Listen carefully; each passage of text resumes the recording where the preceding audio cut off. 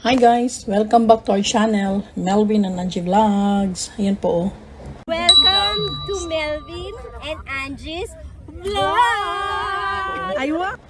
Andito tayo ngayon, papunta kami ng first time namin ito pupunta ng Maragusan. At actually, nag ways lang kami kasi hindi namin alam kung saan talaga pupunta. Pero namangha kami kasi napakaganda pala ng kanyang daan. Simentado siya guys, pero matutuwa kasi kabilaan bundok. So ayun guys, tuloy-tuloy pa rin ang takbo namin. Medyo may kalayuan pa. Hindi namin alam kung anong oras yan from Nabunturan pagdating doon sa Maragusan. Basta tuloy-tuloy lang guys.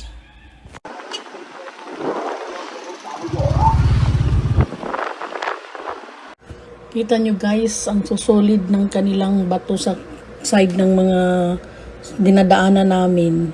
5 minutes later. So medyo may nakikita na kaming kabahayan. Hindi ko lang alam kung part na ito ng Maragusan or part pa ito ng Nabunturan kasi wala pa kami nakikitang, di ba pag pupasok ka sa isang lugar meron nakalagay na welcome. So ina-assume ko na merong welcome Maragusan or parang ganun guys. So pero may mga bahay-bahay na baka malapit na kami. Tingnan natin. Basta tuloy-tuloy lang tayo guys. Samahan nyo pa rin kami. Kuya nga na. Agamawa, vlog so na ganyan. Yung mama. Di sa to na disgrasya nga natabunan. Sa Kwan. Bukid sa Diwalwal ba siya? Diwalwal. Tingnan nyo ang bundok guys. O sa kabilang sa kabilang side. Puro talaga yung bukid talaga makikita mo. Magandang nature guys. So we are now entering Maragusan, Municipality of Maragusan, Davao de Oro. Ayan guys, papasok na kami sa Maragusan, galing kami sa Nabunturan. Ayan So yung dinaanan namin kanina is mga bukid-bukid. Madayaw na pagdatong din ang sakwan, pagdating. So maayong pag-abot, ibig sabihin ayan. So welcome. We are now entering Maragusan Bayan. Mabuhay. Ayan Maragusan. Ito na yung pinaka maingay. Ito na yung pinaka pinakabayan. Summer capital of Davao. Maragusan. Turn right, then turn right. Doon pa yan. Turn right daw. Ayan. Kanina siya may. Right,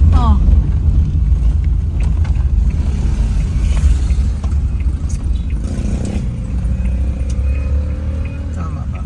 Sige. Magplanta akong balikan ng nagigkwan. Tapos mag-right ulit doon. After sa mga isang oras naming paglalakbay, finally natuntun na rin namin at nakapasok na kami sa Maragusan proper. At napapansin namin guys, ito yung mga napunta kami sa isang anong tawag yan, yung mga gulayan nila. Ito yata yung mga galing talaga sa farms. Nandito nila binabagsak ang kanilang mga taniman like mga gulay, repolyo. Meron pang ba't ibang klaseng gulay? Repolyo ang tagal. But anyway guys. So ito na yung Maragusan. I-explore na namin ang mga sarili dito guys. Thousands of tears later. Naggabihan na kami guys. Pabalik na kami niya ng Davao. Pero meron akong trivia dyan. Medyo mahaba-haba itong paglalakbay. Kasi may tinuro sa amin. Ang sabi na doon daw kami dadaan via New Bataan. Hindi namin alam guys na dadaan kami pala ng bundok yung tinuturo ko kanina. Yun ang dadaanan namin na siguro mga yung mga 8 o'clock na ng gabi. Tuloy-tuloy lang ang takbo namin at walang ibang taong sasakyan nakakasalubong namin. Medyo nakakatakot kasi kung yung mga daon may mga nagla-landslide din siya, umuulan pa yan. So takot na takot kami diyan kasi hindi natin alam tingnan mo may mga landslide yun kasi yun nga tulad ng sinabi ko, umuulan. At hindi na rin kami makakabalik sa proper sa Maragusan proper. So tuloy-tuloy lang kami. Yun pala yung nadatnan namin is yun lang din yung Manat na kung saan kami nang gagaling sa Nabunturan kanina, pero napunta lang kami sa medyo talaga, madelikado kasi hindi namin alam at walang ibang ilaw kundi yung ilaw lang talaga ng sasakyan namin. So, tingnan mo guys, yan ang dinadaan na namin. Pabalik na kami ng Davao niyan. Mga 8 o'clock or 9 o'clock na ng gabi niyan. Basta nakarating kami ng Davao City mga around 11 o'clock in the evening. So, kaya, ayan, wala ka talaga makikita. Walang ilaw. Matagal ang paglalakbay namin dyan guys kasi naituro sa amin pero hindi naman sinabi na medyo delikado pala yung sa kabila kaming daan itinuro kasi malapit na nga lang daw kami. Yun pala parang feeling namin dahil nga hindi rin namin alam ang daan. So feeling namin parang pareho lang pero tingnan mo nakakatakot. Pero sige lang hanggang sa nakarating awa ng Diyos wala namang nangyaring masama. Okay naman pero wala talagang katao-tao guys no. Tingnan mo. Nakakatakot di ba?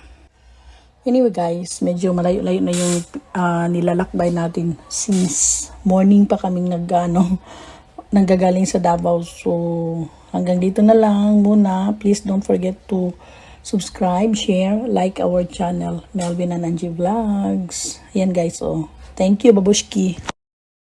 Thank you for watching. Bye-bye for now. See you next video. Bye!